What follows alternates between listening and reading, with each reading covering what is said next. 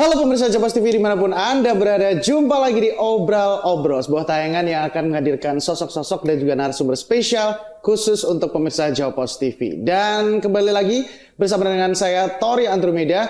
Untuk hari ini tentunya kita masih dalam rangka menuju Pilkada Serentak 2024. Selamat datang di Obrol-Obrol episode spesial Pilkada Serentak 2024 menuju AE1.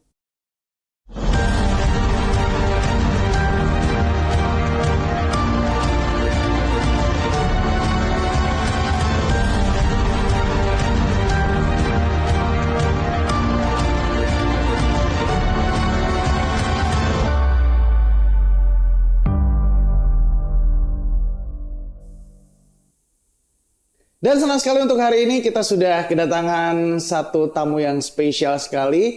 Sosok yang tentunya sudah tidak asing lagi khususnya di Kabupaten Magetan. Nah, pastinya kita juga sebentar lagi akan menghadapi satu momen yang luar biasa, hajat rakyat ya, Pilkada Serentak 2024 khususnya untuk Kabupaten Magetan.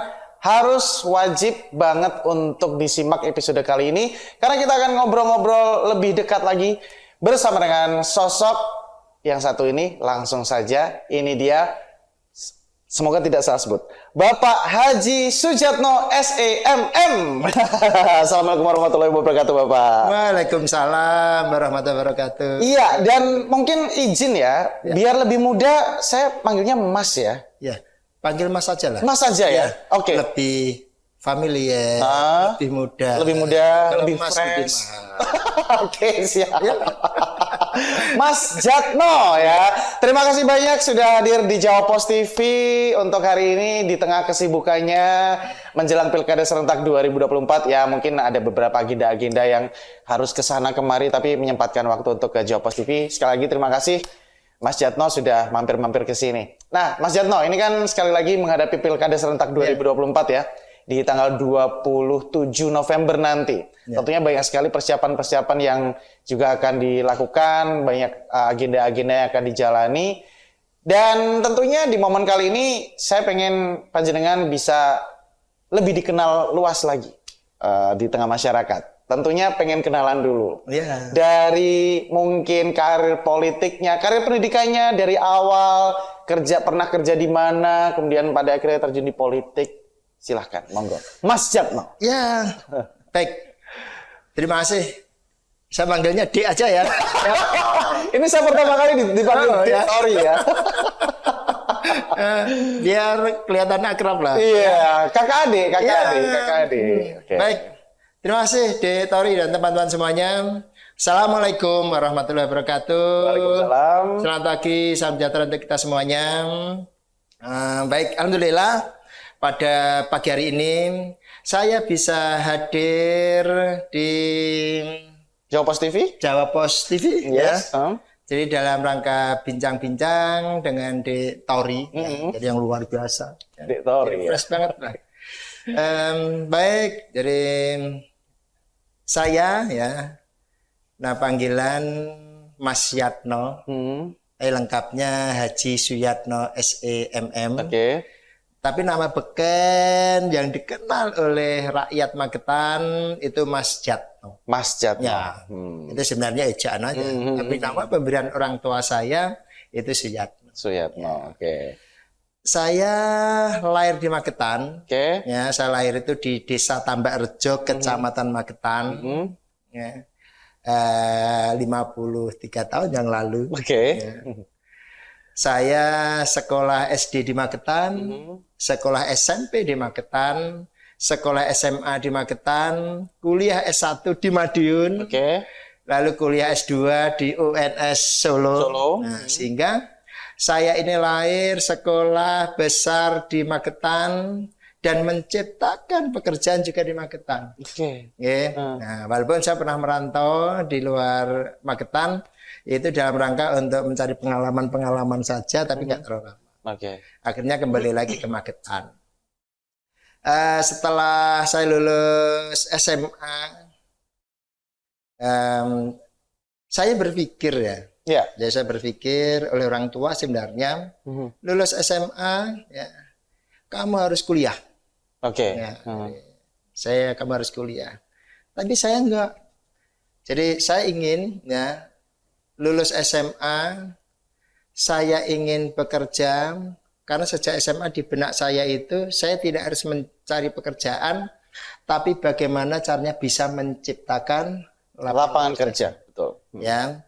Jadi saya lulus SMA itu tahun 90, walaupun orang tua itu menyarankan untuk kuliah, saya nanti akan kuliah dengan biaya sendiri. Saya nanti akan mencari kuliah sendiri. Yang terpenting saya harus mandiri dan bekerja dulu. Oke. Nah, jadi itu ya berjalan dulu. Lalu tahun 90 lulus SMA, tidak selang lama saya sudah bekerja. Lalu tahun 91 saya meneruskan kuliah. Dari situ ya ternyata antara kuliah dan bekerja itu bersamaan, bagi kami itu tantangan yang luar biasa. Jadi gemblengan-gemblengan dari kuliah yang saya dapatkan itu langsung kita aplikasikan di pekerjaan, karena kuliah kita kan di manajemen. Ternyata manajemen itu memang kalau diterapkan itu sangat luar biasa. Ya, baik dalam rangka untuk merintis pekerjaan dan lain-lain. Ya. Lalu setelah 91 kami kuliah, karena saat itu kita masih bekerja, saya mencari teman, jadi mitra.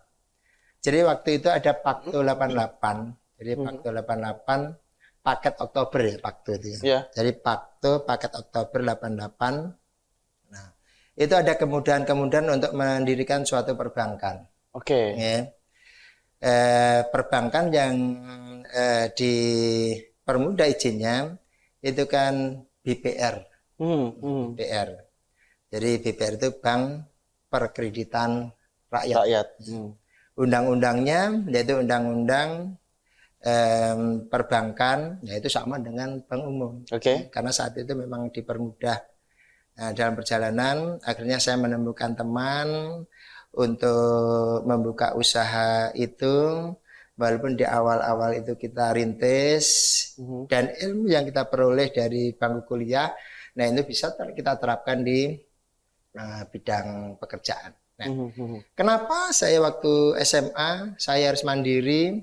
Sebenarnya saya ingin ya menjadi ingin anak-anak muda yang SMA itu akan menjadi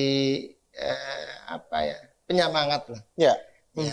Jadi kita itu tidak harus lulus sekolah, lulus kuliah, itu selalu berpikir mencari pekerjaan, tapi bagaimana bisa menciptakan lapangan kerja. Betul. Yang pertama ya. Jadi waktu itu saya kerjasama dengan teman, itu mendirikan namanya BPR Eka Dharma. Ya.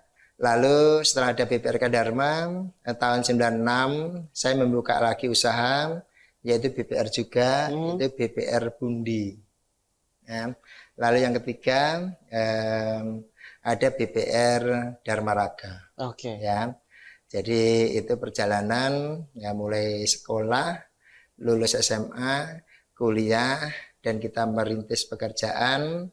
Lalu untuk tahun 2000 ya saya kuliah S2 di UNS, dan alhamdulillah sekarang saya masih menempuh ya, S3 di UNESA. Wow, Itu perjalanan kami ya, sampai ke jenjang pendidikan dan dunia usaha.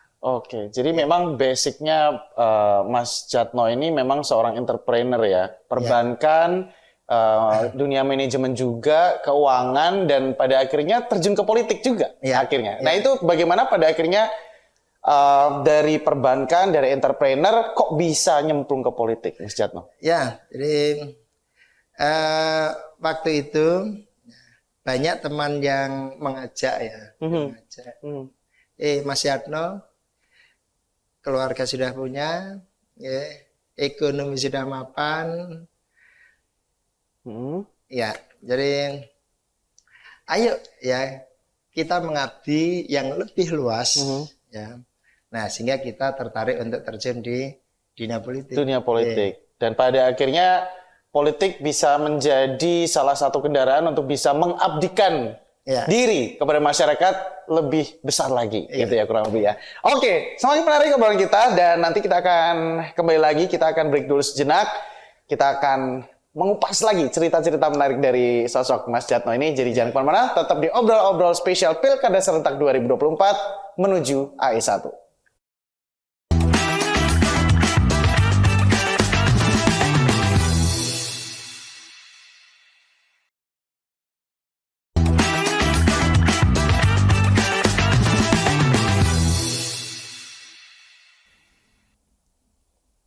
Kembali lagi di obrol-obrol spesial Pilkada Serentak 2024 menuju AE1. Masih juga bersama dengan Mas Djatno ya.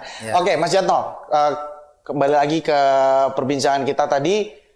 Sampai pada akhirnya menemukan satu fase di mana politik bisa menjadi salah satu media untuk bisa mengabdikan diri ke masyarakat. Tadi juga ada beberapa dorongan dari beberapa kawan juga. Kemudian pada akhirnya mantap untuk berkarir di politik. Seperti apa ceritanya? Ya, jadi baik. Jadi setelah kita membangun usaha, ya, jadi memang di politik itu secara ekonomi menurut kita ya. Jadi itu memang harus sudah mapan. Jadi udah selesai secara pribadi. Karena kalau di politik itu kan pengabdian, pure memang pengabdian. Jadi pengabdian yang harus kita lakukan kepada rakyat. Karena di politik itu ya mencapai kekuasaan secara konstitusional sebenarnya kan di situ. Nah sehingga setelah saya ke partai politik, saya di PDI Perjuangan. Saya tahun 2018 itu sebenarnya sudah mendaftarkan diri sebagai calon bupati Kabupaten Magetan. Cuma waktu itu kita tidak direkom, karena ada kandidat lain. Lalu tahun 2018 tidak direkom.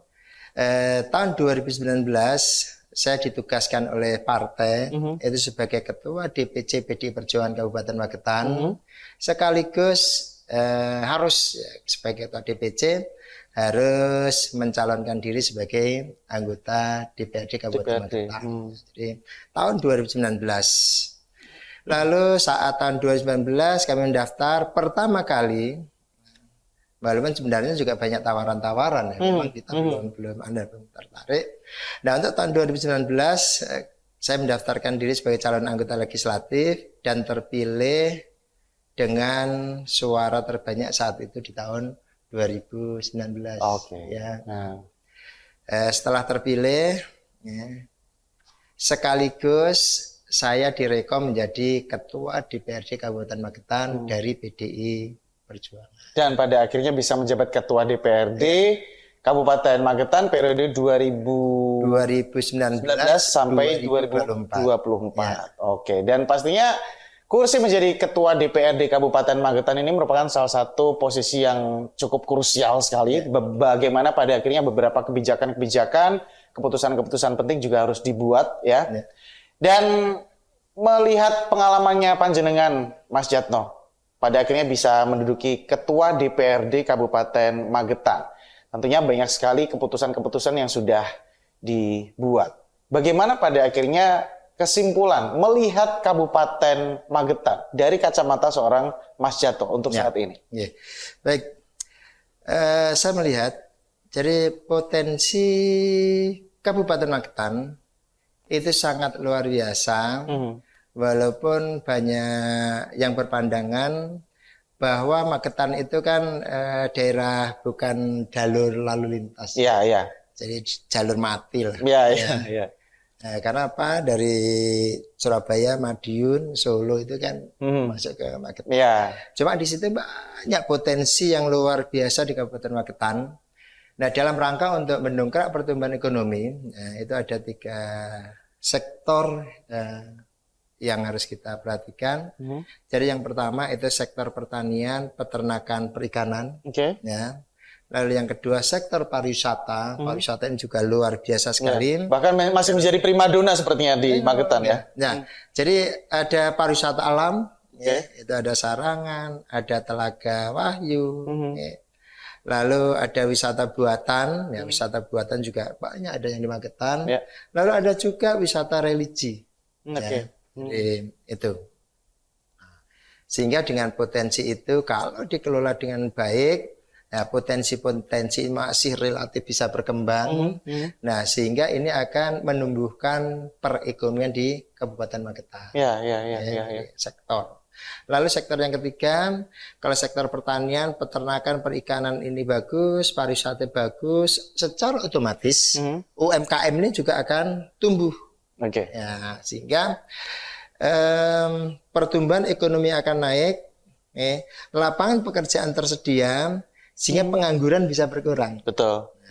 Karena memang tugas utama, apalagi kami di DPRD, itu sebenarnya bagaimana rakyat Magetan sejahtera. Indikatornya apa?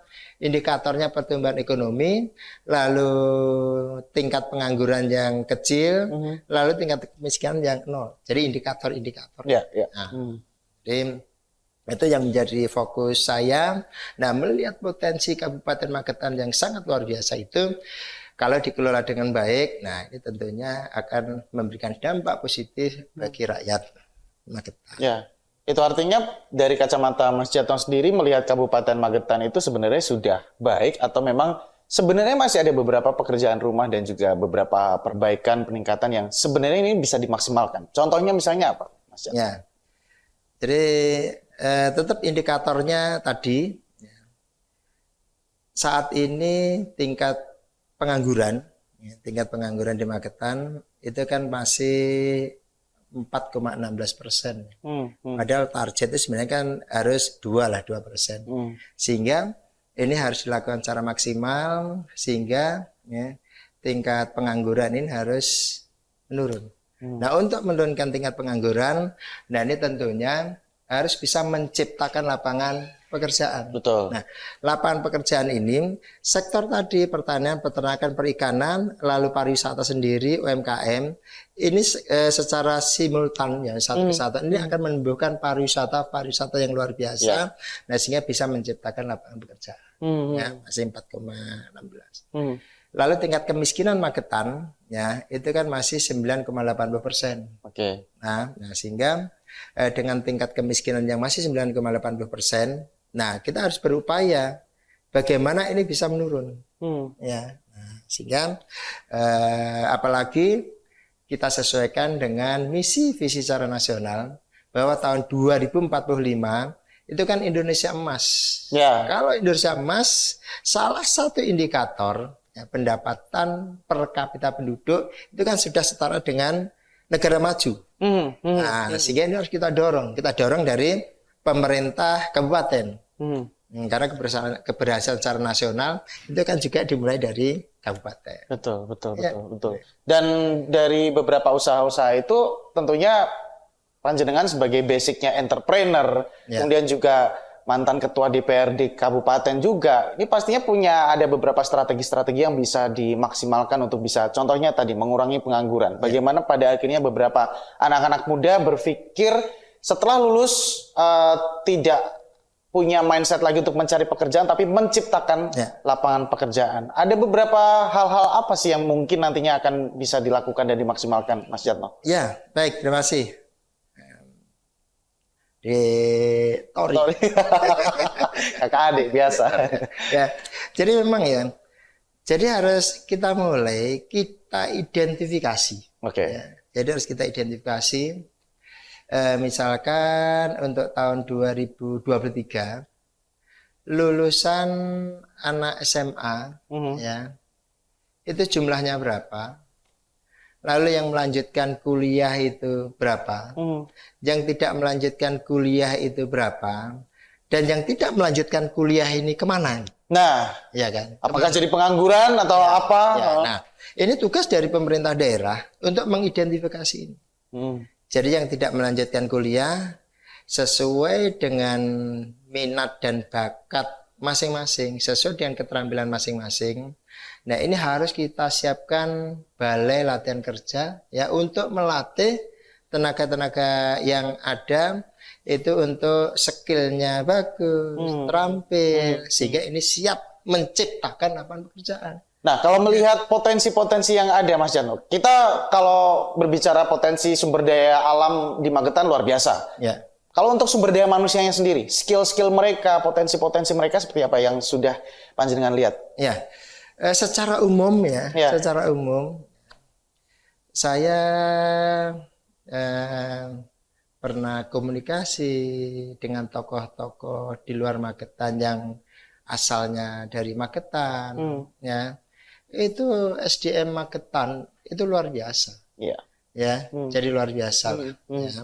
Berhasil dalam bidang karirnya, ya. Karir masing-masing, ya. Baik dalam militer, pengusaha, ya, dan yang lain-lain. Nah, tentunya ini kita melihat bahwa sumber daya manusia di Magetan itu sebenarnya knowledge-nya bagus, kompetensi bagus, attitude-nya bagus, ya. Nah, ini kita ajak diskusi, kita ajak komunikasi, ya. Syukur-syukur memotivasi adik-adik kita, anak-anak kita, bagaimana dalam rangka untuk mencapai keberhasilan itu. Karena ini memang dibutuhkan motivasi untuk mencapai kesuksesan seperti senior. Dan ini sangat memungkinkan sekali. Cuma secara teknis, ini memang harus kita siapkan balai latihan kerja. Karena Magetan saat ini belum ada. Kita tahan dulu Mas Jatno. Sepertinya obrolan kita semakin seru ya.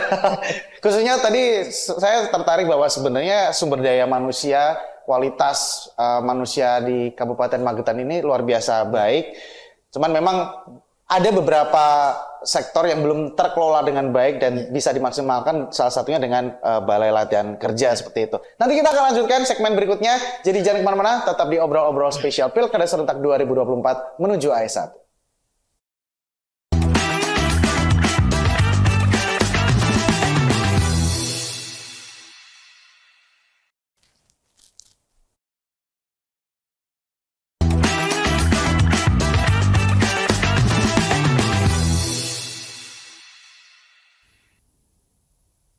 Kembali lagi di obrol-obrol spesial Pilkada Serentak 2024 menuju AE1. Masih juga bersama dengan Kakak Jatno. Boleh ya Kakak ya? Mas Jatno ya, terima kasih banyak. Masih semangat ya Mas Jatno ya? Harus semangat, harus tetap semangat ya. Oh ya, tadi menyinggung sedikit terkait bagaimana pada akhirnya sumber daya manusia di Magetan begitu luar biasanya. Ada beberapa potensi-potensi yang memang harus dikelola dengan baik. Itu artinya memang dengan menduduki AE1 Magetan, apakah memang peluang-peluang untuk bisa memanage mereka ini bisa semakin termaksimalkan, dan apakah ini juga menjadi salah satu alasan kenapa pada akhirnya macung di AE1 Kabupaten Magetan? Ya, jadi terima kasih Mas Tor ya. Jadi kalau kita niatan untuk pengabdian, untuk membangun Magetan, itu sebenarnya di mana saja. Ya, jadi sesuai dengan kompetensi yang kita miliki, ya. Tapi dengan mempunyai kebijakan, mempunyai kewenangan yang itu diniatkan, kalau kita mempunyai kebijakan dan kewenangan, ya. Nah, itu untuk kepentingan rakyat, ya. Bahwa kebijakan dan kepentingan itu akan bermanfaat untuk orang banyak, ya. Ya di situ tempatnya. Ya. Jadi memang saat itu saya di legislatif, di ketua DPRD, ya memang mempunyai tugas 3 fungsi, yaitu fungsi yang pertama itu fungsi legislasi, ya, fungsi pembuat perda, lalu fungsi pembahas anggaran, lalu fungsi pengawasan. Ya. Jadi eksekusi dari perencanaan itu kan yang dimiliki oleh eksekutif seorang bupati. Ya. Jadi kami melihat potensi-potensi yang ada dan latar belakang entrepreneur yang kami miliki.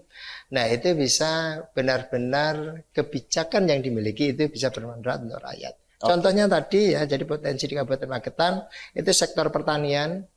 Bagaimana tata kelola air dikelola dengan baik, tata kelola pupuk, tata kelola hasil panen, ya.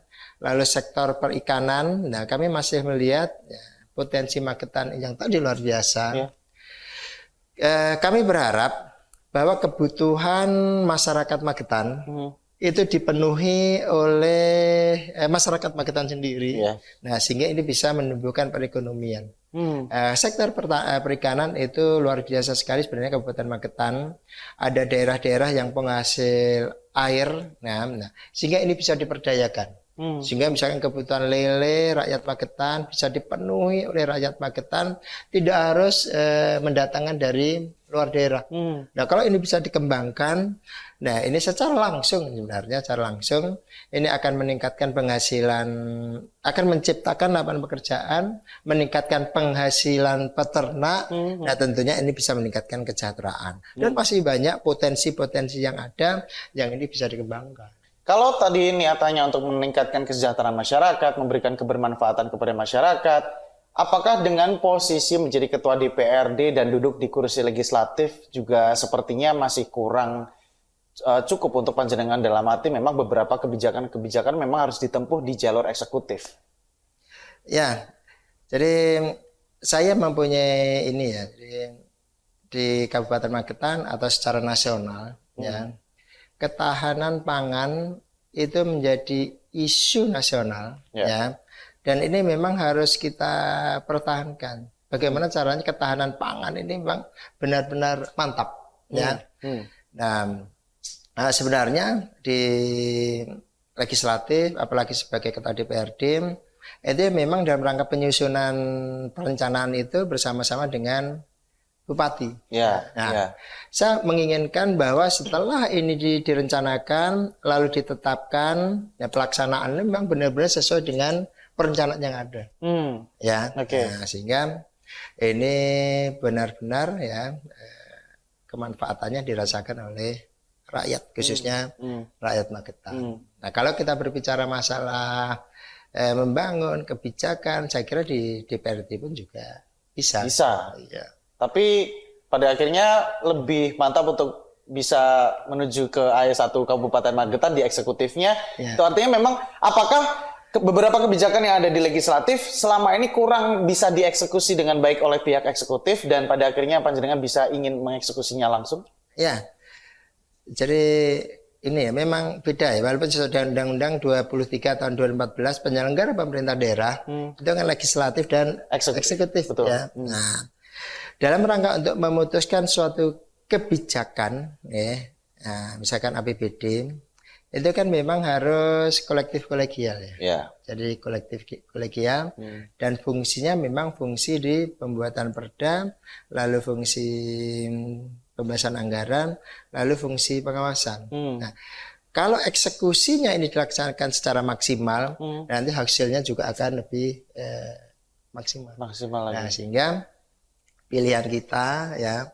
Nah, untuk sebenarnya kita itu kan ditugaskan ya. Jadi ditugaskan oleh partai karena masih banyak hal yang harus dikerjakan yang selama ini banyak keluhan yang diterima oleh partai pengusung dari rakyat ya. Seperti tadi kita sampaikan misalkan di sektor pertanian, jadi petani itu masih sering menyampaikan kepada kami ya saat di DPRD maupun kepada partai ya. Jadi saat memulai garap sawah itu airnya sulit, lalu saat merawat sawah itu yang pupuknya sulit ya. Lalu saat panen itu harganya yang murah. Nah, ini tentunya perlu kebijakan-kebijakan oleh pemerintah daerah untuk mengatasi hal itu. Tapi kalau berbicara kemarin-kemarin, Mas Jatno, ini kan sebenarnya untuk bisa maju lagi ke DPRD Kabupaten Magetan kan kemarin ikut pileg juga ya kan, dan sudah keluar tenaga, pikiran, bahkan biaya yang banyak untuk pileg 2024 dan pada akhirnya mundur. Ini kan sebenarnya sudah terpilih lagi kan, mundur untuk bisa berani men-challenge diri sendiri juga mungkin ya untuk bisa maju ke calon Bupati Magetan. Ini satu pertaruhan yang memang tidak gampang, satu keputusan yang memang tidak gampang. Apa yang waktu itu menjadikan panjenengan mantap untuk saya mundur dari DPRD dan ingin lebih naik level lagi di Kabupaten Magetan? Ya, terima kasih Mas Tori. Jadi ini salah satu keberanian ya. Jadi salah satu keberanian saya untuk berkorban ya. Walaupun kemarin itu kita sudah maju legislatif dan terpilih ya. Karena kami ditugaskan oleh partai untuk maju menjadi calon bupati ya. Nah, karena bentuk ini ya harus kita terima ya. Nah, jadi seperti tadi kita sampaikan bahwa di eksekutif ya itu penyelenggara pemerintah daerah. Nah, sehingga kebijakan yang kita miliki nah itu memang benar-benar bisa bermanfaat secara langsung oleh rakyat. Kemarin bagaimana, ada beberapa pertentangan batin juga nggak pada akhirnya mundur dari DPRD kemudian berani untuk bisa melenggang ke AE1 Magetan, dan apa pendapat keluarga waktu itu? Ya, baik. Jadi kalau bagi saya jabatan itu apa ya? Jadi jabatan itu ya udah titipan aja. Titipan. Ya. Jadi jabatan itu titipan. Saya itu ketua DPRD, lalu sekarang harus maju di Bupati Magetan. Ya udah, kita jalani ya semaksimal mungkin sehingga nanti kan bisa berhasil. Nah, tentunya kalau dukungan dari keluarga ya, dari keluarga. Ya, kalau dari keluarga, kalau memang toh itu bisa bermanfaat untuk orang lain, untuk rakyat lebih banyak. Nah, ini ya udah, ayo kita jalan setuju aja. Iya. Ya. Dan sudah mendapat restu dari keluarga besar tentunya ya. Sudah. Karena ini merupakan salah satu, bisa dibilang ini salah satu pertaruhan juga ya, Mas Djatno, dalam arti memang sudah dapat posisi yang enak nih sebenarnya di DPRD Kabupaten Magetan, tapi pada akhirnya mau untuk mempertaruhkan posisi itu untuk bisa melenggang lebih tinggi lagi levelnya di Bupati. Karena kalau kata pepatah bilang, hidup tidak akan pernah dimenangkan jika tidak dipertaruhkan, katanya seperti itu. Dan akhirnya berani untuk mempertaruhkan posisi itu. Oke, kita berikutnya akan berbicara tentang pasangannya panjenengan, khususnya Mbak Ida ya. Tapi tentunya kita akan break dulu. Kita akan kembali lagi di obrol-obrol spesial Pilkada Serentak 2024 menuju AE1. Tetap bersama kami.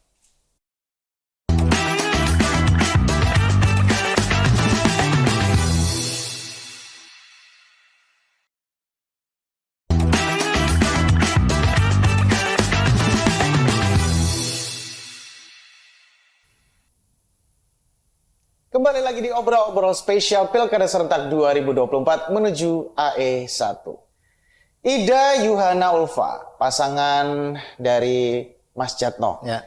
Ini pada akhirnya mantap untuk bisa diusung Mas Djatno dan juga Mbak Ida ya, panggilan akrabnya. Seperti apa sosok Mbak Ida di mata Mas Djatno sendiri? Ini kan juga mencari pasangan untuk bisa bertarung di kontestasi Pilkada 2024 juga butuh pertimbangan seperti itu. Seperti apa sih sosok Mbak Ida ini di mata panjenengan, Mas? Ya, baik Mas Tori. Jadi saya dengan Mbak Ida Yuhana Ulfa itu awal-awal saat sudah ya udah, ayo kita niat bersama-sama, kita gandengan. Ya. Itu mempunyai visi misi yang sama ya, visi misi yang sama untuk Magetan lebih baik. Sehingga dan gandengan ini ya saya lihat ini gandengan yang pas. Kami nasionalis religius. Jadi dari kami diusung oleh PDI Perjuangan, PKS, P3, Gelora. Ya. Jadi pasangan yang tepat nasionalis religius untuk pasangan di Kabupaten Magetan ya. Nah, lalu kami membawa visi misi untuk perubahan Magetan yang lebih baik ya. Karena apa? Karena memang di antara ketiga calon ini ya, walaupun saya di DPRD ya itu kan memang saya di luar eksekutif, yang dua ini kan memang latar belakang eksekutif. Sehingga Mbak Ida rela berkorban karena statusnya Mbak Ida ini sebagai ASN ya. Jadi sebagai ASN dan saya selaku anggota terpilih ya. legislatif untuk tahun 2024-2029, ya udah kita sama-sama, ayo kita gandengan dalam rangka untuk mencalonkan diri sebagai Bupati Magetan dengan misi visi yang sudah kita buat dan sama-sama siap berkorban. Ya udah, ayo kita jalan bareng. Dan akhirnya mempertaruhkan semua posisi-posisi yang didapat ya selama ini dari Mas Djatno, dari Mbak Ida juga sebagai seorang ASN juga. Nah, Mbak Ida ini kan juga sebenarnya menariknya adalah gini. Mbak Ida ini ASN yang punya basic pengajar ya kan? Pengajar, punya pondok juga kalau tidak salah, terus sempat menjadi kepala sekolah juga. Ini intinya basicnya itu pengajar. Bagaimana pada akhirnya mengkolaborasikan basic pengajar di dunia pendidikan dengan seorang entrepreneur dan politisi seperti Mas Djatno? Ini susah nggak sih untuk bisa nge-match antara pola pikirnya masing-masing, visi misi, ide-ide, gagasan, sehingga pada akhirnya mantap untuk bisa berpasangan? Ya, terima kasih. Jadi dengan visi misi yang sama, latar belakang yang beda, ya, dengan semangat yang sama, sesuai dengan bidang masing-masing, ini malah saling melengkapi. Ya. Justru saling melengkapi. Saling melengkapi. Jadi Mbak Ida latar belakangnya itu ngajar, lalu pesantren. Saya latar belakangnya itu politisi dan entrepreneur ya. Sehingga ini merupakan pasangan yang serasi, ini saling melengkapi sesuai dengan bidang dan kemampuan masing-masing. Ya. Dan saya yakin ya, jadi pasangan ini ya ini akan kompak ya, dalam rangka untuk memperjuangkan kepentingan rakyat. Ya, misalkan jadi bagaimana perhatian organisasi keagamaan ya. Nah, sehingga itu nanti ada di wakil bupati. Nah, sehingga dalam rangka untuk membangun karakter anak bangsa ya. Nah, ini nanti akan lebih fokus ya, itu kan di Mbak Ida ya.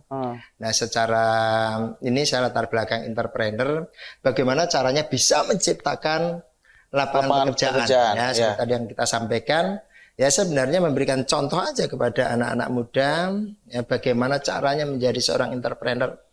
Jadi harus bekerja keras, ya bekerja cerdas, harus mempunyai persiapan, mempunyai strategi yang bagus, dan akhirnya ya ini bisa tercapai. Betul. Itu artinya memang ada beberapa sektor yang mungkin nantinya akan menjadi fokus karena memang basic seorang entrepreneur, politisi, ketemu sama basic seorang pengajar yang notabene juga sudah berpengalaman di bidang pendidikan, otomatis di perekonomian untuk bisa mungkin mengentaskan kemiskinan dan juga pengangguran nih mungkin ada di panjenengan. Untuk memajukan pendidikan mungkin ada di Mbak Ida. Kurang lebih seperti itu ya? Ya. Jadi dengan adanya pembagian tugas sesuai dengan kompetensi masing-masing ya. Jadi itu nanti akan saling melengkapi. Nah, sehingga pendidikan diharapkan ya kualitasnya meningkat ya. Infrastruktur pendidikan juga meningkat, output dari pendidikan itu juga bagus. Nah, karena apa? Semuanya itu dimulai dari pendidikan. Ya, kualitas SDM yang bagus ini nanti akan berpengaruh pada sektor-sektor yang lain. Betul, ya, betul, sepakat. Sehingga pendidikan ini menjadi fokus utama kami. Lalu yang kedua ya pelayanan dasar ya selain pendidikan itu bidang kesehatan. Kesehatan, ya.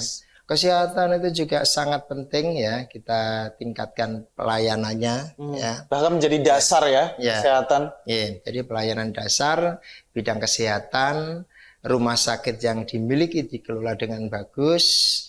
Nah, sehingga ini juga akan memberikan dampak yang bagus bagi rakyat. Lalu kami latar belakang usaha ya.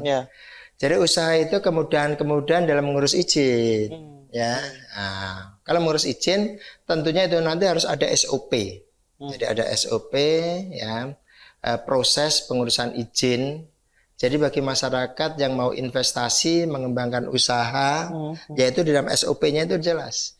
Jadi ngurus izin tahap pertama itu di mana, tahap kedua di mana, tahap ketiga di mana, berapa lama. Nah, ini nanti harus jelas. Ya, ya. Sehingga iklim investasi yang dibuka di Kabupaten Magetan dengan kemudahan proses izin, nanti akan membuka investasi di Kabupaten Magetan. Nah, ya. Dengan investasi di Kabupaten Magetan, nah kaitannya dengan tadi menciptakan lapangan pekerjaan, mengurangi pengangguran, itu nanti akan tercipta, nah sehingga akhirnya rakyat bisa sejahtera. Oke. Ya, jadi mulai dari pendidikan untuk peningkatan kualitas sumber daya manusianya yang lebih mumpuni, nanti mungkin bisa diambil sama Mbak Ida, walaupun pada akhirnya tetap ide-ide gagasan itu tetap akan diberbincangkan berdua ya. Kemudian kebutuhan-kebutuhan dasar seperti kesehatan, pelayanan kesehatan, bagaimana pada akhirnya masyarakat bisa mendapatkan pelayanan kesehatan yang layak, termasuk juga iklim investasi. Ini juga menarik bahwa Magetan selalu membuka peluang untuk pihak-pihak luar untuk bisa berinvestasi di Kabupaten Magetan, bahwa Kabupaten Magetan juga bisa menjanjikan untuk iklim investasi yang sehat juga. Nah, kita kembali ke pilkada partai politik kali ini. Nah, ada 4 partai politik pengusung Mas Djatno dan juga Mbak Ida. Ada PD Perjuangan, P3, kemudian ada apa lagi? PKS dan Gelora. Bagaimana pada akhirnya menjaga soliditas partai ini untuk bisa tetap solid, tetap kompak dan tidak lemes di tengah jalan ini? Seorang pengusaha itu biasa mengelola, jadi biasa memanage ya. Jadi memanage. Bagaimana cara mengorganisir? Kita organisir partai politik yang ada. Jadi 4 partai politik pengusung itu kita organisir. Ya. Lalu yang kedua, bagaimana caranya setelah ini kita organisir? Ayo sama-sama. Karena ini sebagai partai pengusung, sama-sama ya. Tugas-tugas yang ada ya itu dilakukan ini sehingga bisa mensukseskan calon yang diusung ya. Nah, jadi manajemen itu bisa dilakukan dimanapun, diorganisir ya, pembagian tugas ya. Lalu yang kedua, ya sama-sama setelah kita bagi tugas, nah ini kita evaluasi sama-sama. Gimana kelebihannya, gimana kekurangannya. Nah, sehingga strategi yang kita buat, nah itu tercapai. Nah, sehingga dengan pola seperti itu, ya perencanaan yang bagus, pengorganisasian yang bagus, lalu evaluasi yang bagus. Nah, tentunya ini keempat partai tetap kolaborasinya sangat bagus. Apalagi tujuannya sama, sama-sama sebagai partai pengusung. Tapi sejauh ini memang kekompakan dan soliditas dari 4 partai itu seperti apa panjenengan melihatnya? Sudah cukup kompakkah? Sudah cukup solidkah gitu? Ya. Jadi kita melihat, nah, kita kan ada tim pemenangan ya. Jadi ada tim pemenangan. Tim pemenangan itu kan ada ini. Semua unsur partai itu kita masukkan. Sesuai dengan tugas dan fungsi masing-masing. Nah, sehingga ini sudah berjalan, sudah terjadi. Nah, sehingga ini bekerja sesuai dengan tugas masing-masing, sehingga tujuan untuk memenangkan calon yang diusung, nah itu harus tercapai. Ya kan? Jadi partai itu mengusung, ya targetnya yang diusung harus menang. Harus menang. Dan pada akhirnya pertanyaannya apakah siap menang dan siap kalah? Nanti akan kita jawab di segmen berikutnya. Jadi jangan kemana-mana, tetap di Obrol-Obrol Spesial Pilkada Serentak 2024 menuju AE1.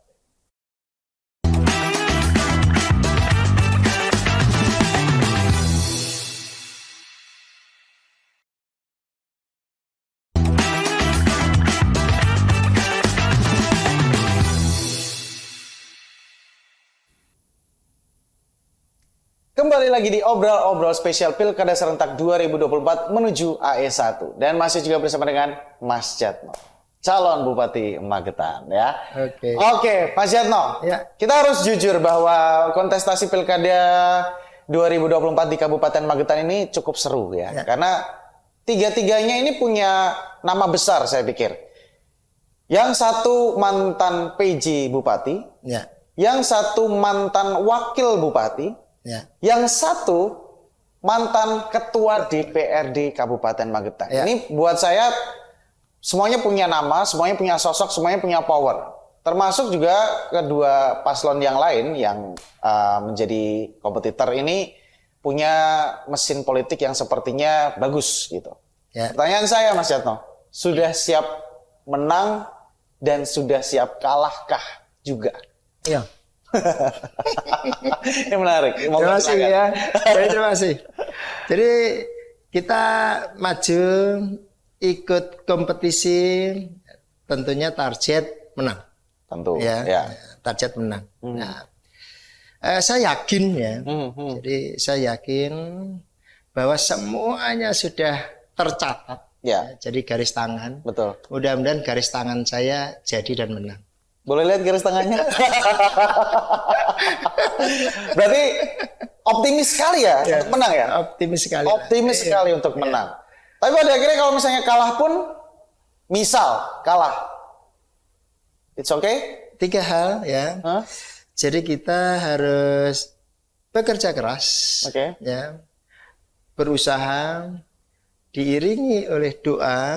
Ya. Kalau kedua hal ini sudah kita lakukan, insya Allah Allah ridho apapun keputusannya. Oke, berarti tetap berserah ya, tetap berserah juga, tetap mencoba untuk ikhlas, tapi tentunya berbagai usaha-usaha juga akan dilakukan dan dimaksimalkan untuk mencapai kemenangan dan target-target yang memang sudah dituju oleh tim pemenangan khususnya. Nah, tadi kan pertanyaan saya, sudah siap kalah? Ya, insya Allah siap, karena sekali lagi sudah ditakdirkan. Garis tangan, kan? Garis tangan sudah ditakdirkan ya, berserah. Ya. Dan juga siap menang. Karena kenapa saya pertanyaannya siap menang juga? Karena menang itu juga tidak terlepas dari resiko juga, Mas Jatno. Resikonya adalah salah satunya dikritik. Nah, bayangkan saja misalnya sekarang saya membayangkan, oke, sekarang Mas Jatno menjadi Bupati Magetan. Tentunya akan banyak sekali kritikan-kritikan kalau misalnya beberapa kebijakan-kebijakan juga dinilai kurang tepat. Beberapa hal-hal juga dianggap menyalahi aturan misalnya. Sudah siapkah untuk dikritik rakyat? Oke, baik. Jadi kalau kita berbicara jabatan, ya, jadi bupati itu tidak hanya sekedar jabatan, ya, tapi bupati itu mempunyai tanggung jawab, ya, yang harus dilakukan dalam rangka untuk membuat kebijakan-kebijakan yang diarahkan untuk kesejahteraan rakyat. Nah, tentunya dalam membuat kebijakan-kebijakan itu, ya, ada yang merasa puas karena terakomodir, ada yang merasa kurang puas karena belum. Jadi bukan kok tidak terakomodir. Kita pasti karena berdasarkan apa? Berdasarkan dari keinginan rakyat, ya, kita rencanakan. Kalau memang toh ini belum kita lakukan, ada kritik dari rakyat. Ya. Kalau memang toh itu kritik dalam rangka membangun, ya. Jadi kritik yang konstruktif, ya. Jadi bukan kritik yang dalam arti menjatuhkan. Saya kira kita harus terbuka, bisa menerima, ya. Dan itu memang salah satu kebesaran hati seorang pemimpin, ya, harus terbuka kepada rakyat. Bentuk kritik apapun itu harus kita terima. Bahkan, ya, jadi bahkan saya, ya, bersama-sama dengan wakil bupati kemarin sudah komitmen. Jadi membuat saluran pengaduan. Ya. Jadi saluran pengaduan kepada oleh rakyat, keluhan berupa apapun, persoalan berupa apapun itu bisa disampaikan baik secara langsung, ya, maupun melalui saluran yang sudah kita buat. Apa? Ya. WhatsApp kah atau email atau apa? Tentunya ada program tersendiri, ya. Jadi ada program tersendiri yang setiap saat dimanapun itu bisa kita lihat dan bisa langsung ditindaklanjuti oleh OPD terkait, dan itu harus kita awasi. Apapun itu masalahnya. Misalnya ada, jalannya ini rusak, bla bla bla. Sudah langsung bisa disampaikan. Bisa. Lewat platform yang disediakan nantinya. Ya. Jadi apapun, ya. Jadi apapun di bidang apapun. Ya, terutama infrastruktur, ya, yang banyak, ya, dinikmati oleh rakyat, itu biasanya kan jalan, ya, dan pelayanan-pelayanan. Karena prinsipnya kita itu sebagai pelayan, ya. Jadi kita sebagai pelayan, dinas-dinas itu sebagai pelayan. Misalkan dinas kependudukan itu melayani tentang kependudukan, bagaimana melayani ini cepat, memuaskan. Kalau untuk ada persoalan di situ, nah, rakyat boleh menyampaikan, ya. Misalkan di rumah sakit, ya, tentunya ini juga pelayanan harus bagus. Jangan sampai, nah, kita juga punya misi inilah. Jangan sampai rakyat ya itu mengadu persoalan yang sama beberapa kali. Itu artinya kalau memang ada beberapa kali pengaduan memang tidak ada tindak lanjut. Tidak ada tindak lanjut, ya kan? Kalau ada pengaduan ya saat itu karena itu kritik untuk masukan ya kita evaluasi. Ya. Nah ternyata nanti ada pengaduan yang sama, pengaduan yang sama. Ya kita seorang pemimpin itu harus tegas dan tegas. Ya bagaimana ini caranya untuk mengatasi persoalan-persoalan yang berkaitan dengan rakyat. Ya, intinya kita terbuka menerima kritik, menerima masukan, dan itu harus ditindaklanjuti. Ya, proses apapun, proses perizinan juga demikian, proses pelayanan juga demikian, ya, karena memang tugas dan fungsi kita itu di situ. Betul, ya? Pelayan ya. Jadi kita ada anggaran itu dalam rangka untuk memberikan pelayanan kepada rakyat, nah, sehingga rakyat itu merasa terlayani dengan baik. Jabatan hanya status, tapi melayani rakyat itu harus. Ya, terakhir Mas Jatno, untuk harapan ke depan, yang pertama harapan untuk kontestasi Pilkada serentak 2024 nantinya akan dijalani, dan tentunya harapan untuk Kabupaten Magetan secara keseluruhan, seperti apa? Baik, jadi terima kasih. Kompetisi, jadi kompetisi itu adu argumentasi, adu visi dan misi. Tidak adu otot, tidak gontok-gontokan, sehingga profesionalisme ini tetap terjaga. Nah, sehingga pilkada ini bisa berjalan dengan bagus dan lancar. Karena itu, ayo kita bersama-sama, paslon 1, 2, 3, ya, kita sampaikan visi misi, sehingga diketahui oleh rakyat. Rakyat bisa memilih dengan cerdas calon pemimpin terbaik untuk Kabupaten Magetan 2024. Amin. Itu harapan untuk kontestasi Pilkada 2024. Harapan untuk Kabupaten Magetan apa nih terakhir? Ya, Kabupaten Magetan ya. Jadi ini menjadi kabupaten yang rakyatnya sejahtera, ya. Kabupaten yang mempunyai ciri khas tersendiri, ya. Jadi Kabupaten Magetan itu akan menjadi kabupaten apa, ini harus kita rumuskan. Karena potensi Kabupaten Magetan itu ada pariwisata. Nah, sehingga kita berharap ya, petaninya sejahtera, UMKM-nya itu bagus, pariwisatanya itu bagus, sehingga rakyat sejahtera itu bisa tercapai. Ya, lalu ya pengangguran itu berkurang, kemiskinan berkurang, nah pelayanan kepada masyarakat itu bisa ditingkatkan. Ya, nah tentunya kita tutup. Closing statement terakhir. Masih. Kayaknya ada pantun nih. Nah, Magetan punya sarangan ya. Hari ini Magetan punya sarangan ya. Saya berpantun dalam closing ya. Telaga Sarangan penuh pesona. Cakep. Jadi destinasi wisata penuh cerita legenda. Cakep. Mas Yatno, Mbak Ida siap bekerja. Cakep. Membangun desa hingga Magetan jadi juara. Cakep. Ya, Mas Yatno, terima kasih banyak tentunya sudah hadir di Jawapas TV untuk bisa ngobrol-ngobrol sama kita di sini dan ya memberikan banyak insight-insight yang positif juga untuk masyarakat. Dan yang paling penting adalah bisa mengenal lebih dekat siapa itu Mas Sujatno ini ya yang tentunya akan berkompetisi di kontestasi Pilkada serentak 2024 dan pastinya apapun yang menjadi harapan-harapan yang baik semoga bisa tercapai, apapun yang menjadi target-target semoga juga bisa tercapai juga, apapun itu hasilnya tentunya kita serahkan semuanya kepada rakyat karena kemenangan yang sejati adalah kemenangan rakyat Magetan khususnya. Sekali lagi terima kasih banyak Mas Sujatno, sukses selalu. Dan pasti terima kasih juga buat pemirsa Jawapas TV yang sudah menyimak obrolan kita untuk hari ini. Spesial obrol-obrol episode khusus Pilkada serentak 2024 menuju AS1 bersama dengan Mas Sujatno, calon Bupati Magetan. Siapapun yang nanti akan terpilih untuk Kabupaten Magetan, kita berharap Kabupaten Magetan selalu memberikan hal-hal yang menyenangkan untuk rakyatnya, selalu memberikan hal-hal yang positif dan manfaat yang besar dan luar biasa untuk rakyat Magetan bersama-sama.